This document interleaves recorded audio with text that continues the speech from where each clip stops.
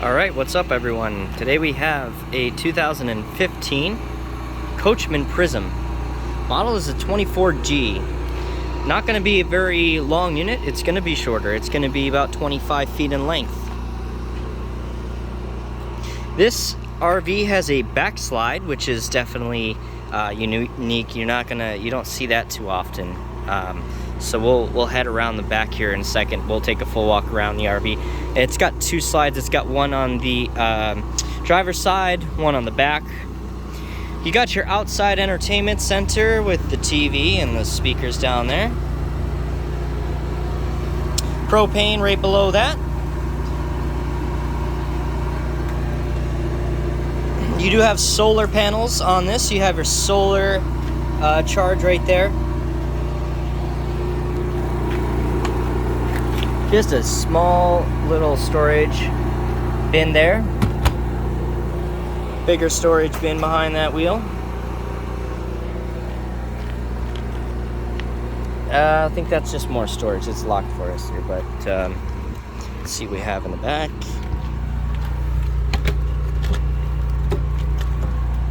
Oh yeah, so that's the side storage to the back storage here. You have a hose in here currently, but some pretty good storage in this little unit.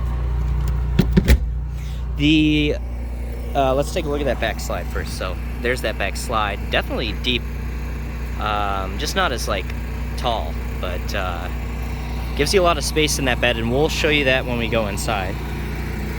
You have a 3600 Onan generator. It is on right now, a little bit noisy. Here's your other slide. It's going to be on the living side of the Coachmen, driver's side, behind the door.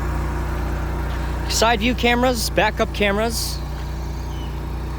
Do you know how many solar panels? I know it has solar panels because it had a solar connection on the outside. I think it's 200 watts. 200 watts solar panels, I think. We'll have to check on, and we'll probably put that in the description. But this unit has only got 29,000 miles on it. It's very clean inside and out. It actually smells new. I don't know even why, to be honest with you, it smells so new. It's a 2015, but it's got that new car, new RV smell. Nice awning. Goes the full length up there. Alright, so I think we've seen the outside. Let's go take a look at the inside. This is truly a built for two RV that is, not just a crazy expense. They a lot of these Bs now are upwards of $120 all the way to $200,000. This is pre-owned, and it is well under $100,000 for us. It's very clean inside and out, low mileage, and it's got kind of a. I love the interior in this. Especially being in sales, because it's very mutual. It's not too dark, it's not too light. It's very nice in here, but it's still moderate. It's not too too new, like where everything's black or white or glass. But it's not it's not dated at all. It's very nice inside. Recliner chairs are what you have in that slide out there that we saw on the outside. Here is your front driver's seat and passenger seat. Now this, like I said, is built for two. You don't have you could have in this Prism gotten an option for an overhead bunk. This just has the skylight, and then those are both storage on either side. And then you can see, if I have an angle here, I kind of like that they did away with, when they don't have a bunk here, this they don't have anything in your way here. Like, they don't have a shelf that comes all the way out with the TV. The TV is mounted here, so that allows it so when you kind of go in to sit in the RV, there's less space for you to hit your head. There's lots of leg room in here. There's not going to be any bumping your knees getting in. Some big center console, where you're just kind of squishing your legs by. Very open. This has got a Mercedes diesel. I believe it's a 6.0 turbo V6. So you're going to get better fuel economy in a Mercedes diesel for sure. I think anywhere from 15 to 20 miles to the gallon, which is 100 times better than 90% of RVs, being that you're in a diesel pusher class A, you're getting 5 miles to the gallon, and you'll be lucky to get 8, 9 in a gas A, depending upon the A. Even in a C, they run the same motors, and you'll be lucky to get 10 miles to the gallon, 9 miles to the gallon in those, whereas this you're going to get a little bit more, being that it is the diesel. Alright, so we have your kitchen here, your little TV that is right across from those chairs. I actually think it's a pretty good spot for it to have been placed. It's not huge, a huge TV, which isn't the greatest, but I actually like the positioning of it. That they made it not get in the way of anything else. Here's your sink, your stovetop, 2 burner, 1 big, 1 small. I think maybe if I were designing this, I would have gone with a rectangular configuration. I do think it looks cool, and more often than not, you're never gonna, I don't know, I guess depending upon you cooking, but more often than not, if you're camping, you're probably only going to be using one majority of the time. You do have 2, but I would have gone with a square configuration with 2 middle-sized ones versus 1 large and 1 small, but it is very pain in there. What's that? Help the gentleman find these. Can you help him? Yeah, I just didn't want to say. Yeah, no, you're fine. Okay. You're fine. Sorry about that. All right, so we have some kind of it's hard to say. So you can see the actual drawers themselves are a little bit of a different shade than the actual back wood behind it. It's just a little bit of a different color. It's the same kind of, this is more of a flat tone of the same color, and this has got more kind of variation to the actual drawers. I think it looks absolutely amazing with the flooring and the cabinets. Just such a nice kind of color setting.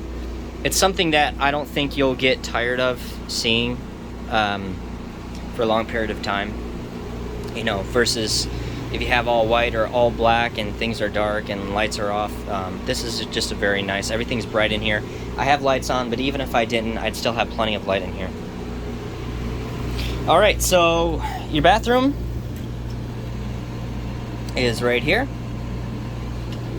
Nothing too crazy. You have, let's see what we have here. Pantry, yeah. So I wasn't sure if it was going to be a shelf pantry or a pull-out pantry. It is pull-out pantry here. Your refrigerator behind that, and if you're wondering where the freezer is, there is a freezer inside of the refrigerator at the top.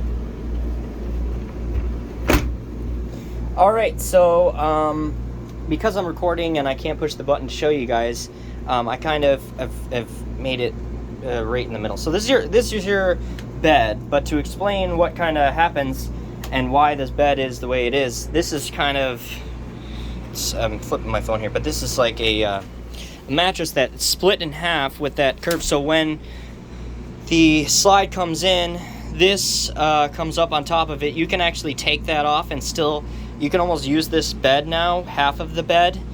So the slide comes in, but the front of the bed does not. So like half of the bed, this cushion slides up, goes on top of the bed.